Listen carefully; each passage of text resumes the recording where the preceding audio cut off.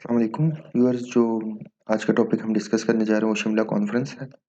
असल में शिमला कॉन्फ्रेंस जो है ये एक वेबल प्लान जो था उन्होंने दिया था उसके ऊपर ये कॉन्फ्रेंस मुनक़िद की जाती है। इसका मकसद ये होता है कि इंडियंस को जो है ज़्यादा से ज़्यादा ये फ़ेज़ देखिए, आप देखते हैं इस फ़ेज़ में ब्रिटिश कोशिश कर रही है कि इंडियंस को ज़्यादा से ज़्यादा पावर्स दे और पावर शेयरिंग में उनको इन्वॉल्व करे। तो ये भी उसी मतलब कि जो आप कह सकते हैं सीरीज़ की जो है कंटिन्यूटी है। तो ये वेबल प्लान जो है ये 1945 में आती है, शिमला कॉन्फ्रेंस भी उसी टाइम होती है। तो इन इसका जो नाम पड़ता है वो लॉर्ड वेबल के नाम से है, जिसको वेबल प्लान या शिमला कॉन्फ्रेंस बाद में आप कहते हैं। तो पहले हम देखते हैं कि इसमें वेबल जो प्लान था वो क्या चीज़ थी और फिर शिमला कॉन्फ्रेंस में क्या हुआ। तो वेबल प्लान जो है इन्होंने जो दी थी लॉर्ड वेबल ने वो 14 जून 1945 को दी। इसके पॉइंट्स क्या थे, क्या रिकमेंडेशन उन्होंने दी वो हम देखते हैं। The Viceroy's executive council was to have all Indian members except the Viceroy himself and the Commander-in-Chief। इसमें वो पहली बात ये करते हैं कि जो वायसराय की एग्जीक्यूटिव काउंसिल थी, जो हम शुरू में पढ़ते हैं पिछले लेक्चर्स में कि इंडियंस डिमांड कर रहे हैं लखनऊ पैक्ट में या रिफॉर्म्स आ रही हैं कि एग्जीक्यूटिव काउंसिल में हमें नुमाइंदगी दी जाए। क्योंकि 1 माँग रहे हैं, 2 सीट्स माँग रहे हैं कि हमें नुमाइंदगी आप दें। तो वेबल प्लान क्या कहती है कि वायसराय और कमांडर इन चीफ के अलावा बाकी सारे मेंबर्स इंडियंस होंगे। आप देखते हैं इससे पहले ब्रिटिश की मेजॉरिटी थी, गोरे थे। तो वेबल प्लान कहती है कि सारे इंडियंस होंगे माँ सिवाय वायसराय के और कमांडर इन चीफ के। तो आप देखें पावर देने को ब्रिटिश तैयार होती जा रही है। तो कहते हैं कौंसल्स के अंदर जो इंडियंस होंगे, इंडियंस की भी जो नुमाइंदगी होगी कैसे होगी, उसको हम कोशिश करेंगे बैलेंस होगा, इक्वल रिप्रेजेंटेशन होगी। उसमें हिंदूज़ भी आएँगे, मुसलमान भी आएँगे, जो डिप्रेस्ड क्लास है वो इग्नोर वो आएँगे, सिख्स वगैरह सारे आएँगे। 14 सीट्स होंगी, उसमें से 6 मुसलमानों को दी जाएँगी। इसी हिसाब से वे क्या more than their share of population 4.5%। वो कहते हैं मुसलमानों को 6 सीट जो हम दे रहे हैं उनकी पॉपुलेशन के हिसाब से ज़्यादा है, जो कि 25% बनती है, लेकिन फिर भी तो मतलब मुसलमानों को हम थोड़ी ज़्यादा पॉपुलेशन में देंगे, रिप्रेजेंटेशन देंगे, लेकिन हर बाकी कम्युनिटीज़ को हम पॉपुलेशंस में देंगे। फिर वो कहते हैं जो वायसराय या गवर्नर जनरल होगा उसके पास उस टाइम भी पावर होगा कि उसको वीटो कर सके। तो मतलब ये है कि लास्ट जो डिसीजन मेकिंग पावर वो फिर भी ब्रिटिश के पास रहेगी, लेकिन वो उसको बहुत कम यूज़ करेगी।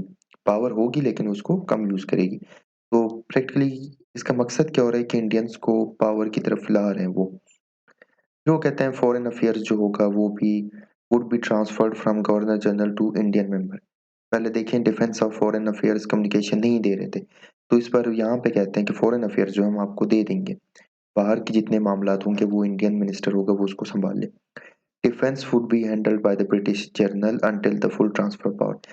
डिफेंस जो है वो ब्रिटिश के पास रहेगी उस वक़्त तक जब तक पूरी ट्रांसफर ऑफ पावर नहीं हो जाती। मतलब ट्रांसफर ऑफ पावर जब होगी तो डिफेंस भी हम आपको देंगे, फ़ॉरेन तो वैसे ही आपको दे रहे हैं। तो वो इदारे जो पहले ब्रिटिश देने को तैयार नहीं थी 1945 में आपको देने को तैयार है। फिर वो कहते हैं conference would be convened by the viceroy to get a list of all members recommended to the council from all parties concerned. In a case of joint list was not agreed upon, separate list would be taken from the parties. This was to be at the Shimla conference. वो कहते हैं कि जो पूरी plan है इस plan के ऊपर जो इतने नुकात सबको एक हम कॉन्फ्रेंस बुलाएंगे, इसमें सारी पार्टीज को इकट्ठा करेंगे और वहां पे इस चीज को हम उनके सामने रख के डिस्कस करेंगे। इफ दिस प्लान वर्कड, अगर ये प्लान जो है काम कर जाती है, similar councils would be formed in all provinces comprising of local. अगर ये जो है सेंटर पे इस जगह पे वर्केबल कर ली थी, मतलब इनका यहाँ पे क्या करते हैं मुस्लिम लीग और कांग्रेस जो इसको पे राजी हो जाते हैं, तो इसी तरह इस प्लान को लोअर लेवल पे प्रोविंसेस पे हम इसको ले जाएंगे। तो अब देखते हैं इस प्लान को इम्प्लीमेंट करने के लिए कॉन्फ्रेंस बुलाते हैं। कॉन्फ्रेंस में क्या होता है,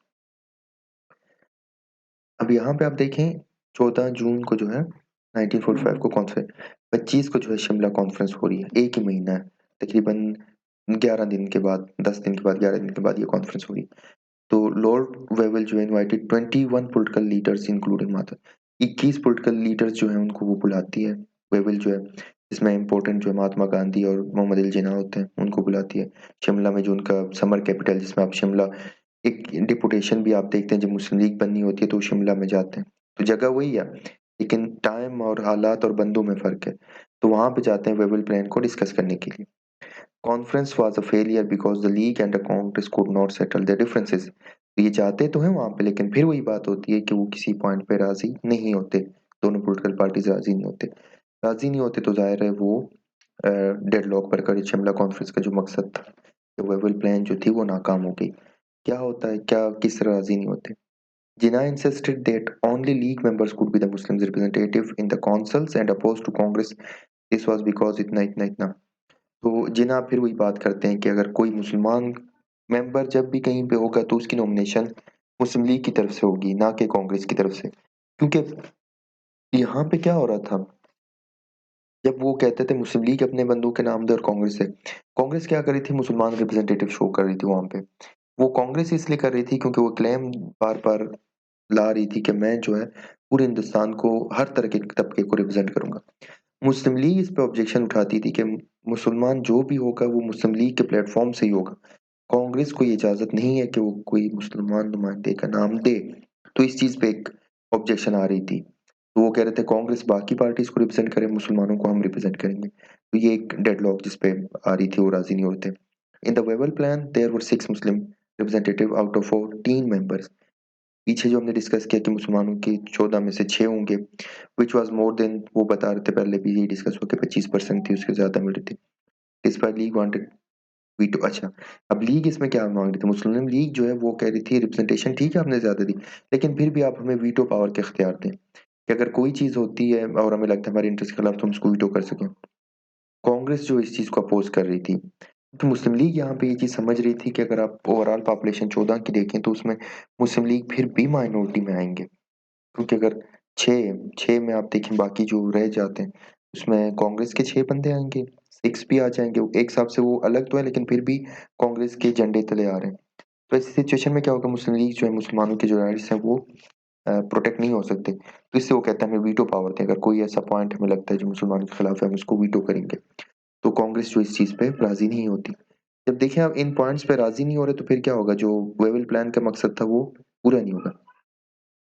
Jinnah refused to give the names to the council unless the government acknowledged that the only Muslim League, फिर वही बात है, जिन्ना ने कहा कि मैं कोई नाम नहीं दूँगा, जब तक आप ये नहीं मानते कि मुसलमान जो भी होगा वो मुस्लिम लीग के प्लेटफ़ॉर्म से ही होगा। जब ये आप बात एग्री करेंगे, इंश्योर करेंगे कि मुस्लिम लीग से ही मुसलमान का नाम आएगा तो ठीक है, अगर कांग्रेस या कोई और पार्टी देगी तो मैं कोई नाम, मुस्लिम लीग जो है कोई नाम नहीं देगी। The Wavell plan thus was dissolved with the failure of the conference and with it the last chance to avoid partition.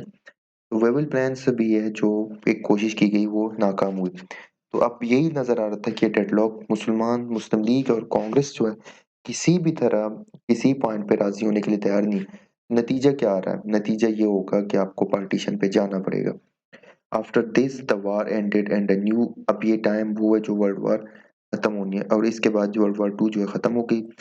Britain में जो है नई लेबर की हुकूमत आ जाती है, वहाँ पे 2 पार्टी हैं, तो लेबर पार्टी जो हुकूमत में आ जाती है। तो लेबर पार्टी क्या कहती है, government was intent on giving independence to India without much delay. Labour party जो कहती है, वो कहती है हिंदुस्तान को आज़ाद करो और निकल जाओ। दो यहाँ पे वो कह रही है कि हिंदुस्तान को आज़ाद करें। वो भी इस हक में नहीं है कि आप पार्टीशन करें। वो भी ये कहते हैं कि आप कोशिश करें बगैर पार्टीशन के हिंदुस्तान छोड़ के चले जाएँ। लेकिन हालात ऐसे होते हैं, कलकत्ता राइट्स बाद में होती है, तो हम देखते हैं उसमें तो ब्रिटिश बाद में यही देखती है, कांग्रेस भी देखती है कि हमारे पास कोई ऑप्शन नहीं बचा सिवाय इसके कि हम पार्टीशन करें।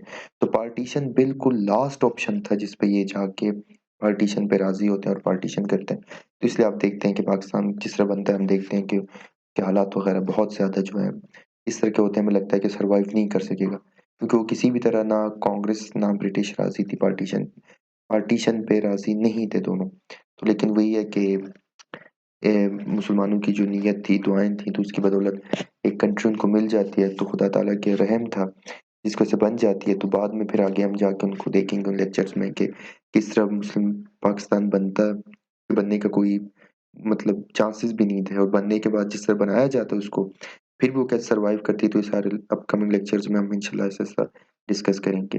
थैंक यू, अल्लाह हाफ़िज़।